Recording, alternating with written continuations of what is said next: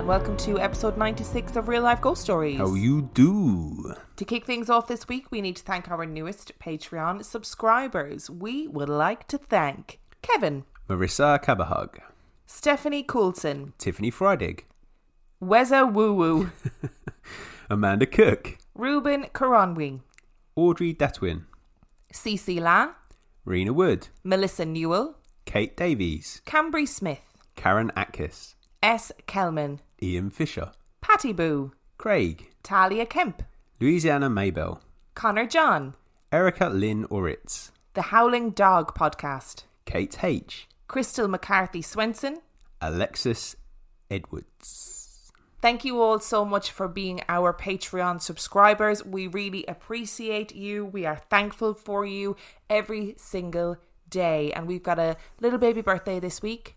We would like to say a massive happy birthday to Nelia from Lynn. Happy birthday. Happy birthday to you. We hope it's amazing. We hope you enjoy every bit of it. Yes, we do.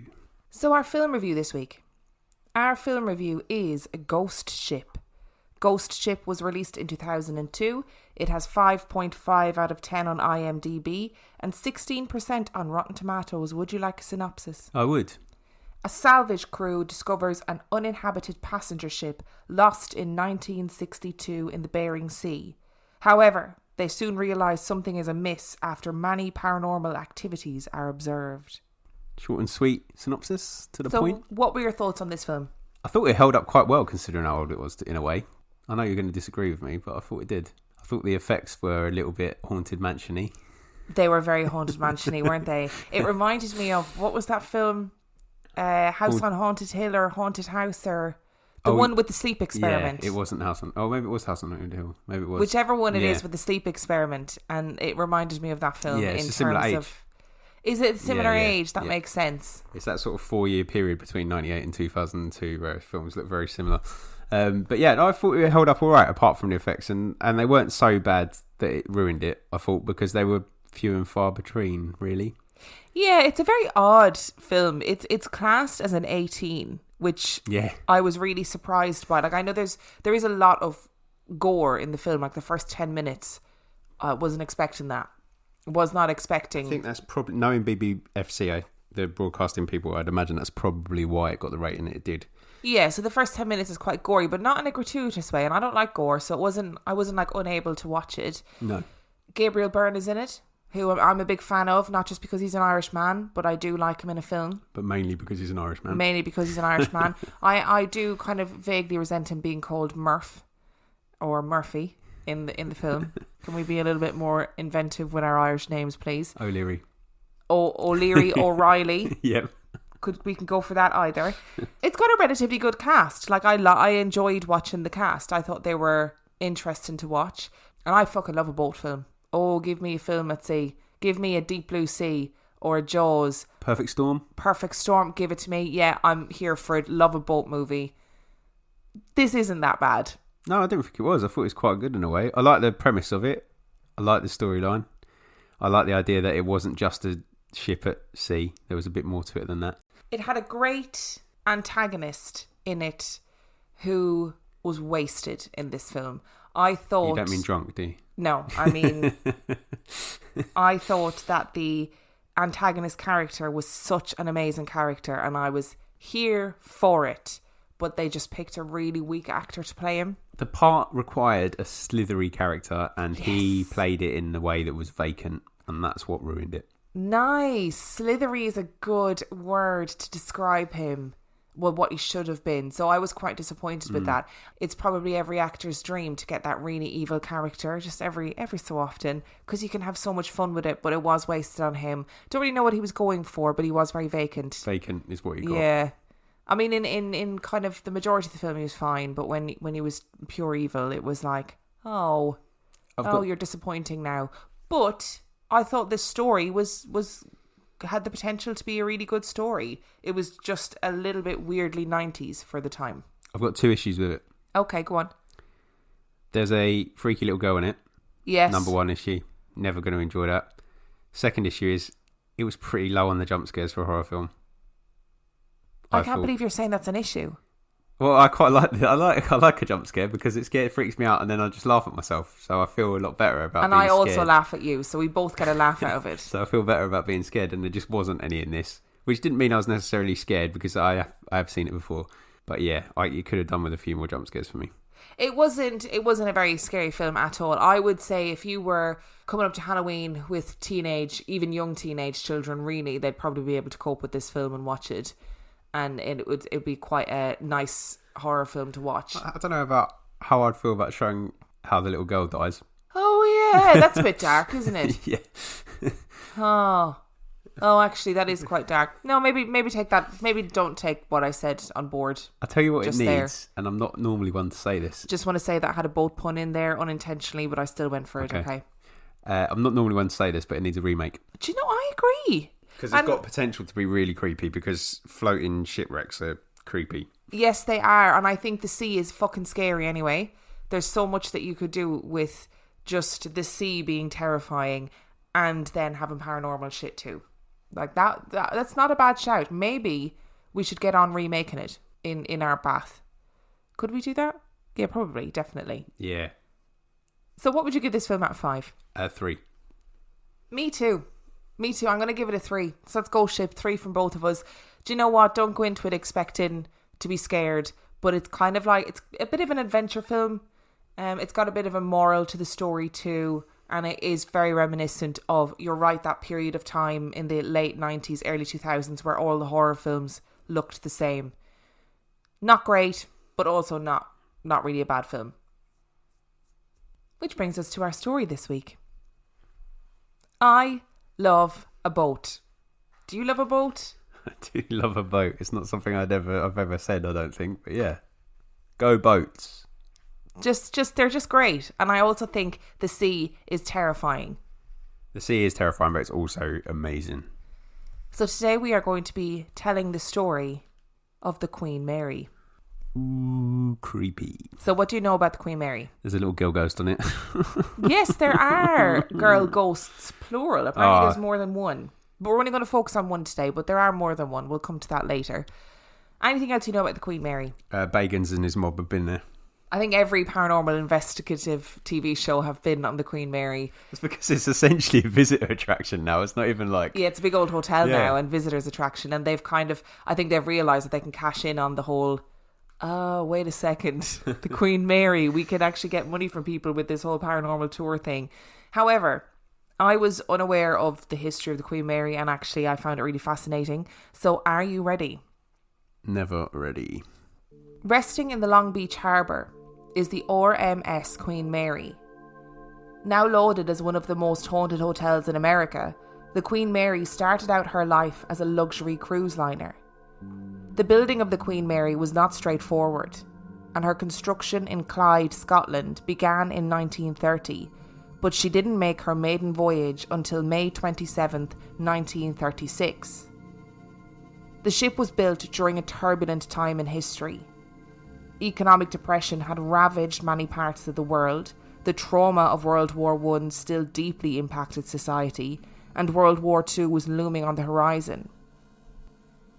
Interestingly, in times of financial crisis, the lives of the elite in society often remain unscathed, and the Queen Mary ferried the world's rich and famous across the Atlantic Ocean in luxury that many of us could only dream of.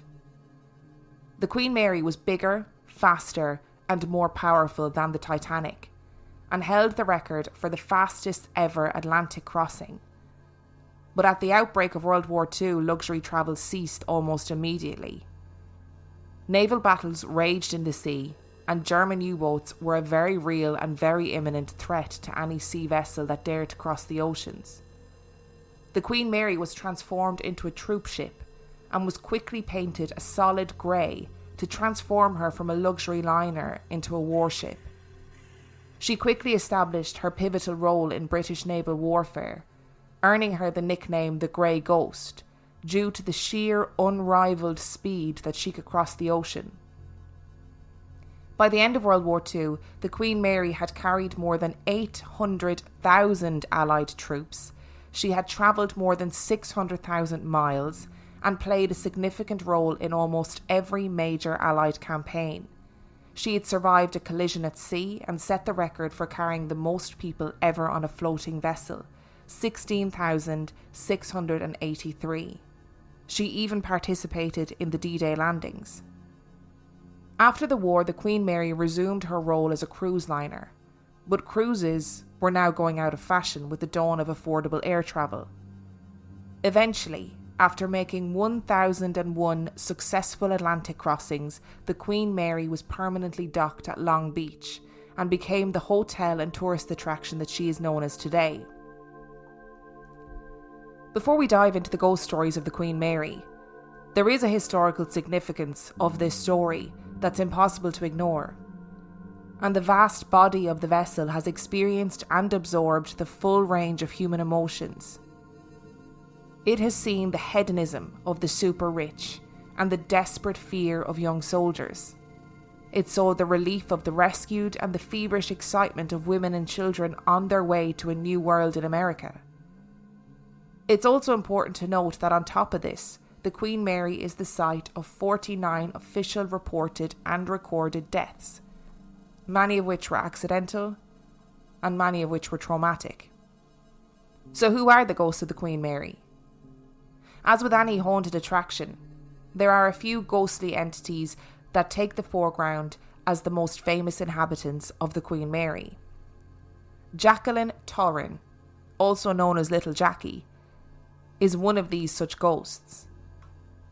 The legend goes that in 1991, psychic Peter James conversed with the ghost of a little girl on board the Queen Mary for 10 whole minutes. What is most astounding about this legendary exchange is that it was filmed and went on to be one of the most famous clips of the TV show Sightings. There are many who will raise an eyebrow at the fact that this clip launched Peter James into the public eye. But there also have been numerous sightings of a little girl on the decks of the Queen Mary for many years. Some wholesome and sweet, and some disturbing. Jackie's favourite game to play with guests is peekaboo, where they will glimpse a child peeking out over a balcony, only for her to giggle and then quickly disappear as soon as eye contact is made. She will often reappear in another part of the room instantaneously and impossibly, giggling and peeping. People walking through the pool house have heard the plaintive cry of a small girl looking for her mommy, and it is believed that she remains on board desperately searching for her lost mother. Frank Barresos had always been fascinated by the Queen Mary, both because of its history and its alleged hauntings. Over the years, Frank had conducted many investigations in the Queen Mary and had turned up nothing of interest, or at least nothing that couldn't be explained away by some rational thinking.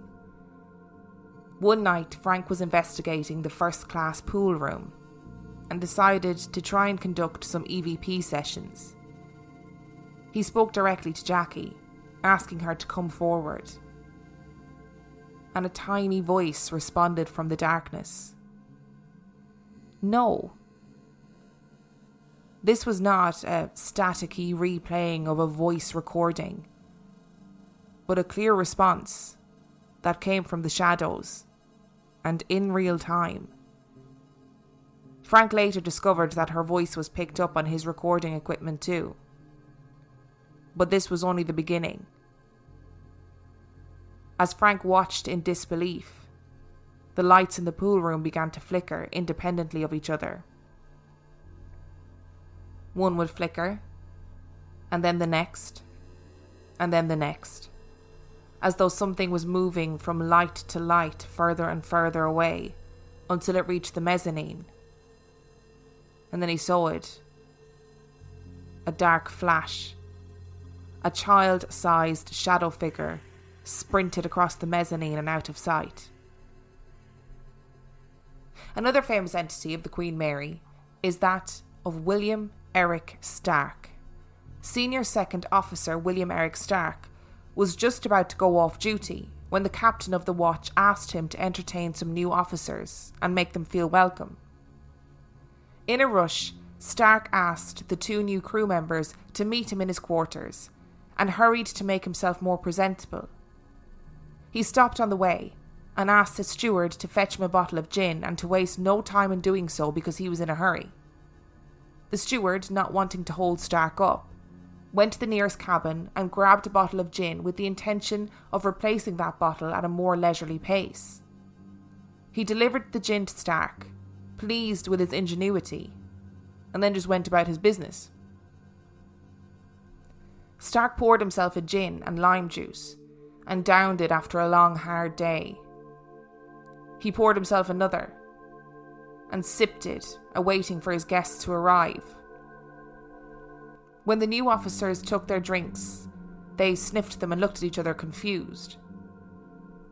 Something was wrong. They looked at Stark and he seemed fine, but they told him that what he was drinking didn't smell like gin. Stark laughed it off, rolled his eyes, and sought out another fresh bottle of gin. The next day, Stark was rushed to the infirmary in crippling, agonising pain. It wasn't gin in the bottle. It was a caustic cleaning agent called tetrahydrochloride, which is deadly if ingested. Stark died a slow, horrific death over several days. There have been several reported sightings of Stark throughout the ship, but none more prominent than the location of the old infirmary. Several guests have reported being woken by a gurgling, coughing noise, accompanied by laboured breathing, coming from inside their room. To talk about all of the ghosts of the Queen Mary would take all day, but there are others that are at least worth a mention. There is the ghost of John Pedder, an 18-year-old who was crushed to death in a tragic but avoidable accident. As with many teenagers, Pedder and his crewmates would come up with ridiculous and sometimes dangerous ways to entertain themselves while on their long duty shifts. One of which was an ill-fated game of chicken with Door 13. Door 13 was a watertight door, designed to close in the event of a flood on board that would prevent other areas of the ship from flooding. Every so often, the captain of the ship would do a door drill where an alarm would sound and the crew members had to be in a certain position by the time the airtight doors were closed, or they would risk being trapped. It became the standard game among the crew members to try and run through the doors as they were closing to see who could get through at the very last second. These doors were heavy, and they closed fast. And unfortunately, John Pedder just wasn't fast enough. Women in particular report their hair being stroked and moved from their faces, whispers in their ears and seeing shadows darting down corridors. The disembodied cries and moans of a man can be heard around Door 13. There is also the apparition of Captain John Treasure Jones. Captain Jones spent 47 years of his career at sea. And in fact, he spent a grand total of 43 continuous years at sea. His last ship was the Queen Mary, which would likely have been his biggest honour as sea captain, and he manned her until she docked for the final time. He has been sighted most often on the bridge looking out to sea. He is also sighted near his old quarters, and the smell of cigar smoke often appears and lingers there despite smoking being strictly forbidden on the Queen Mary.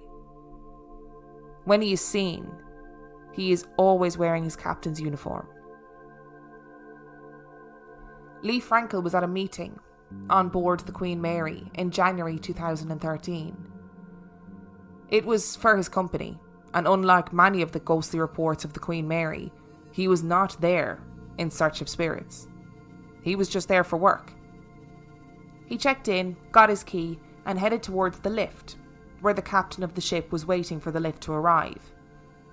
Lee nodded at him, impressed by his white suit and his captain's hat, and they stood shoulder to shoulder waiting for the lift to arrive. The lift arrived and they entered together. Lee pressed the button to his floor and turned to ask the captain what floor he wanted, and recoiled as he realised that the captain's head was turned, staring blankly straight into Lee's face. He got such a shock, but he managed to stumble out the question, What floor do you want? But the captain remained silent, just staring at Lee. He stared at Lee the entire journey, and eventually the lift stopped, and Lee rushed out, wished the captain a good day, and made his way to his room. He shook off the experience, and was only reminded of it that night at dinner. One of his co-workers was explaining the ghost tours that were taking place on the Queen Mary. Lee laughed and suggested that the captain should be the one leading them because he was kind of creepy looking and was silent and stared a lot. He chuckled to himself while his co-workers looked at him questioningly. They asked him if he had met a reenactor or something, and he said no, and repeated that the captain would definitely be able to lead a ghost tour because he was so unnerving. There were no reenactors on the Queen Mary at the time, and there definitely was no captain on the Queen Mary either. The last entity, or rather entities, that I think are worth noting on the Queen Mary are interesting, to say the least. The first is the man in the lobby, and the second are the shadow people. Numerous guests have reported returning to their rooms and being stopped in their tracks by a shadowy figure standing in the corridor, seemingly turned towards them as though waiting for them. The figure will then either fade from view or suddenly sprint away at an alarming speed. These shadow figures have been described as being tall and thin with long arms and legs, but also small, like children. Tall and bulky, short and round, sometimes with a faint shadowy outline of a suit or a dress, and sometimes sporting the outline of a hat. But the man in the lobby is what really took me by surprise. There have been reports of a man standing in the lobby in a distinctive mustard yellow suit and wearing a yellow fedora. Witnesses report his unusual height and outfit as being the first thing they notice about this man. And then they will see his face, frozen in a huge grin that somehow feels threatening. He then turns and ambles off down a hallway. Those who have followed report that he turns a corner and will have travelled to the end of a long corridor at an impossible speed. He will then stand and wait for the person, seemingly completely aware that he is being followed, all the while wearing his big frozen smile. And then he simply vanishes from sight.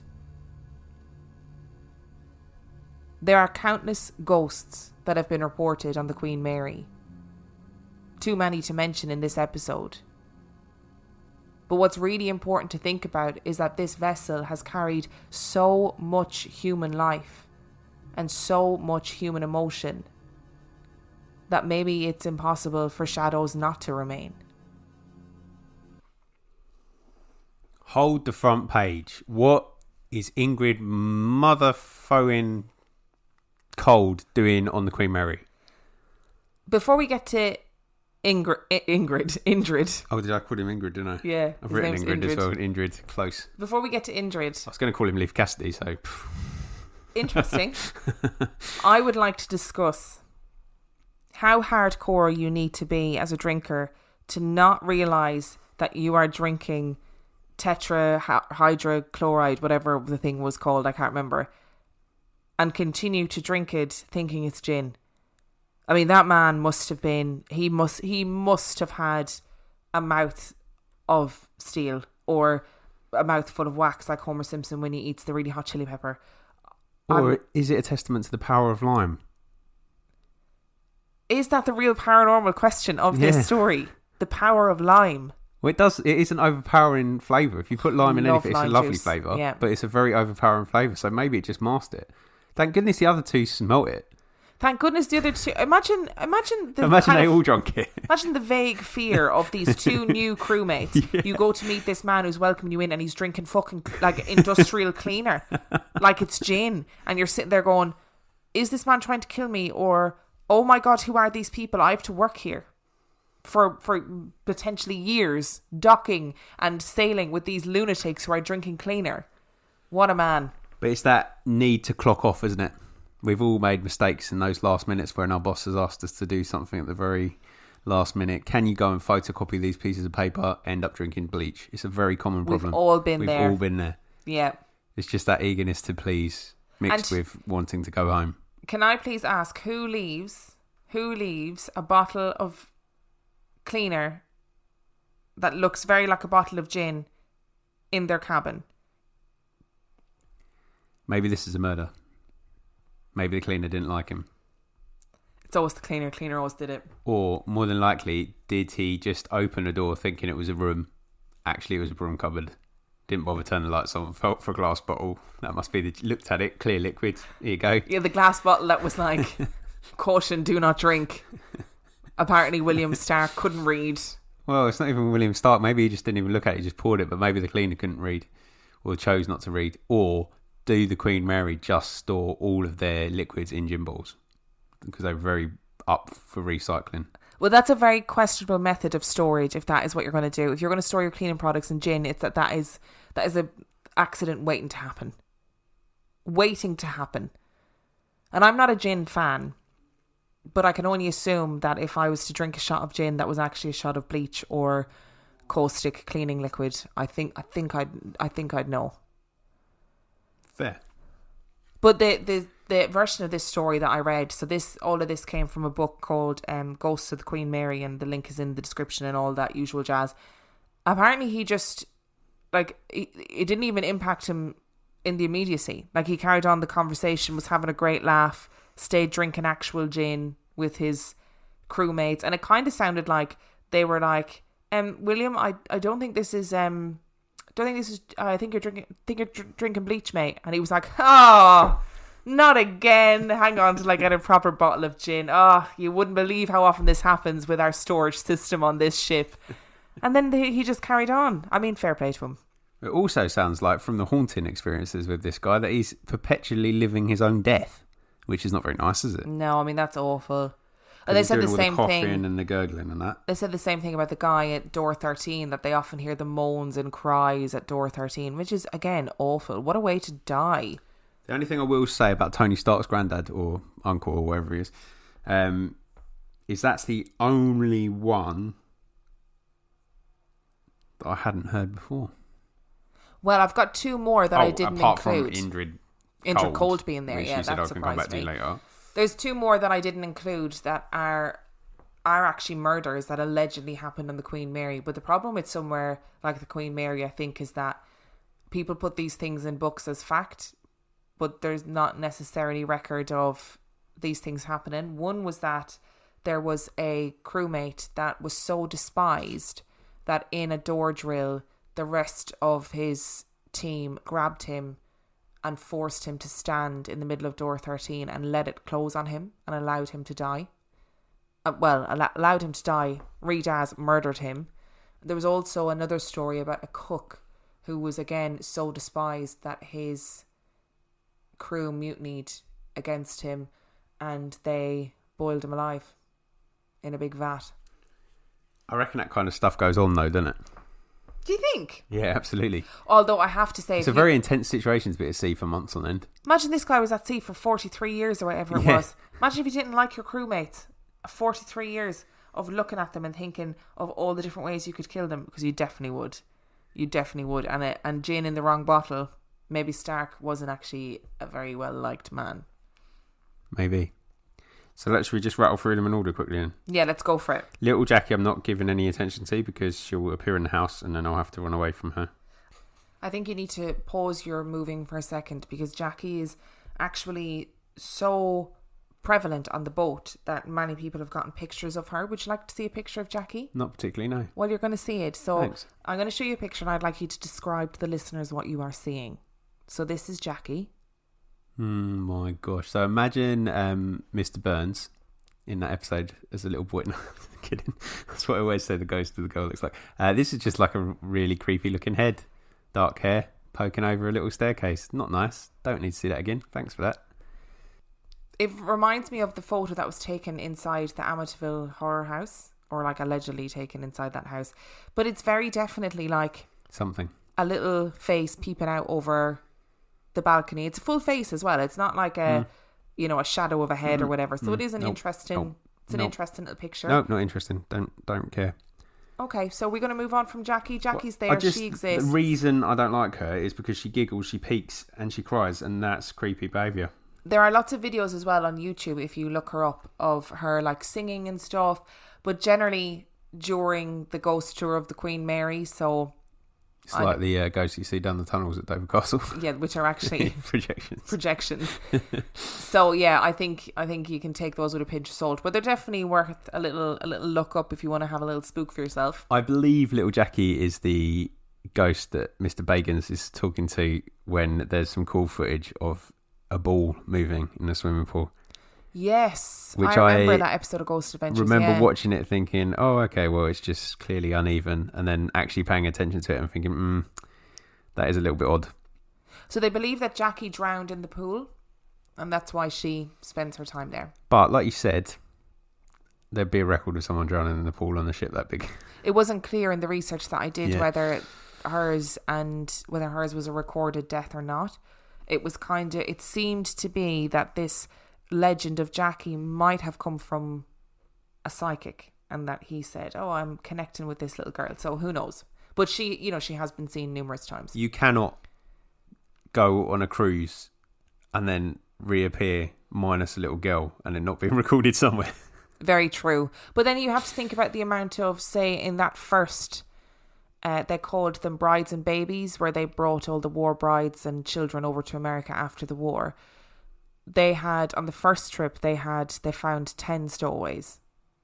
And they believe there was actually an awful lot more stowaways that they didn't find. So it's very likely that there were people on board the ship that they just weren't aware of. Okay, let's move on from creepy little girl ghosts. I feel like we've spoken quite a bit about William Eric Stark. What a man. What a man. Stomach of iron. We love him. Good man. John Pedder is another one where they spent a lot of time on Ghost Adventures and that other one with the two guys that are like me and you. BuzzFeed Unsolved. Yeah, that's the one. They spent a lot of time looking at Door 13. The thing that really gets me about this is, if it is true, I'm really frustrated by the fact that the door is numbered 13, because it's just too, like, spoopy, isn't it? Like, if it was like Door 46, you'd be like, okay, maybe that's true. But Door 13 just sounds like it's made up. Do you think? I mean, obviously there is a Door 13. Yeah, but I know what you mean. But the fact that that's the cursed door or the haunted door is just a bit like, okay. And again, there's probably records on it, but I've seen some things, man, on those episodes where you weren't there, man. Where there's stuff that's going on around that area, and it is clearly creepy. But it's also in the guts of the ship, so there's obviously creaking and stuff going on naturally. And anyway, clanging. I think ships are very clangy places. Yeah. You know. I think the Captain John Treasure Jones. That was the name he gave him, right? Yeah. Yeah. I think for the name alone is clearly true. 100%, yeah. I also feel like if it was his biggest honour and he was at sea for 43 continuous years, when he dies, he's going to stay on a ship, isn't he? Isn't that insane? Like, and I know sea people, like... Sea people. Is that not the word you use for them?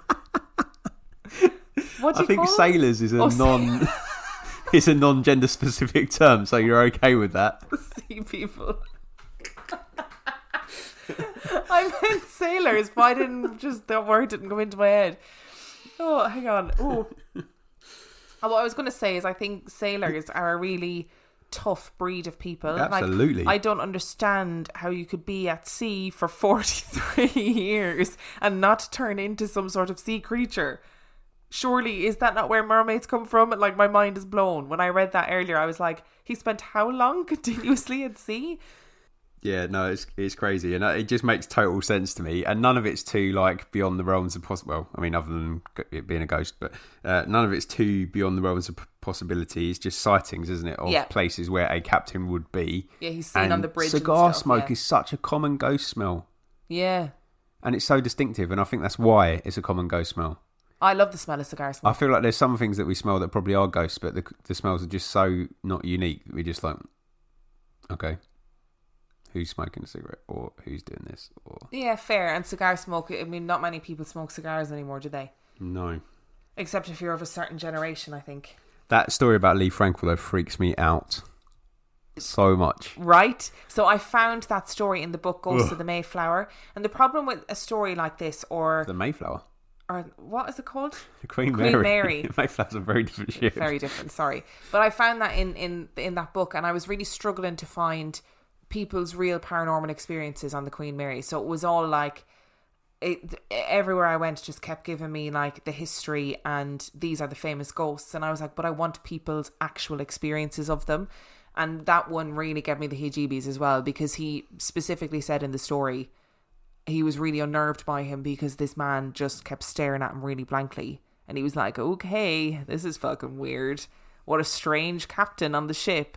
But at the time apparently there were no reenactors, because now at the moment I think they do a captain's tour where somebody dresses up as a captain and brings you around and whatever. Yeah, why not? It's good crack, isn't it? Yeah, absolutely. But Yeah. at the time I don't think they were doing them, and he was completely shook by the experience. Oh, though it would have been a fun thing to do if you were a reenactor, wouldn't it? Oh yeah, just fuck people up, yeah.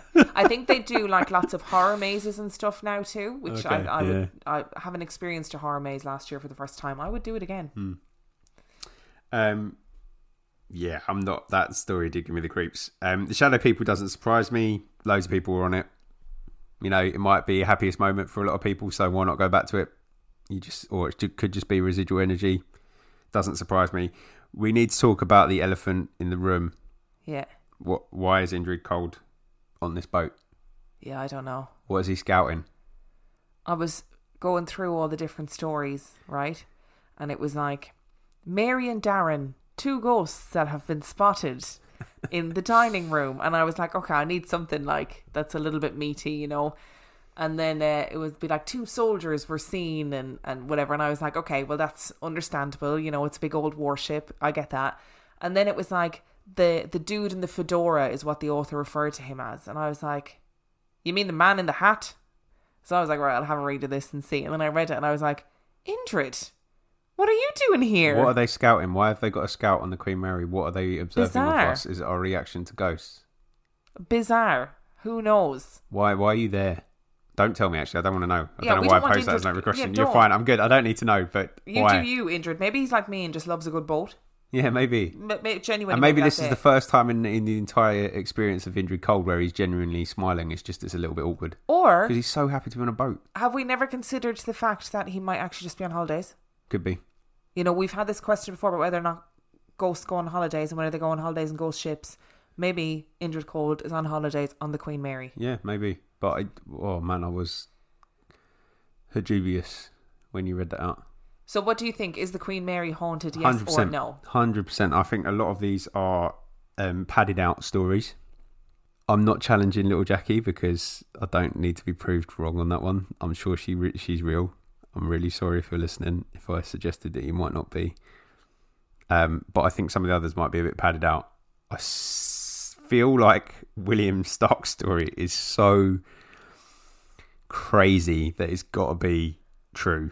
And if that's the way he went, then... Oh, you'd be pissed off. Oh, you'd be so annoyed. I'd been haunting the crap out of people just out of frustration, I think. Yeah, it's definitely haunted. I just feel like a lot of this is accentuated. But I also think it's a pretty smart business plan. If you've got an empty building that you don't know what to do with, start inventing some ghost stories, run ghost tours, boom. I think we've figured out what our next venture is going to be. Solved economics. So before we go, there is something else that I need to say. So You're going to tell me the Queen Mary doesn't exist? No, it's an illusion. So in my research for this episode, I went on to Reddit, obviously, because that's what you do. And I went on to Sailors of Reddit, what is the creepiest or most unnerving thing you've ever seen at sea? I didn't use any of the stories in this because none of them are paranormal, but my God, they will ruin your life. I left the link in the description for this episode, so if you have a couple of hours to spare, go and read that thread. I mean, the stuff people have seen at sea. makes my skin crawl. And I'm not talking about like paranormal stuff. I'm talking about natural stuff where people are seeing sharks that are bigger than anyone could possibly even imagine. They're seeing like there's loads of people who had said, you know, they were caught in fog, and fog is apparently the worst thing at sea because it's like sensory deprivation. It can make you hallucinate.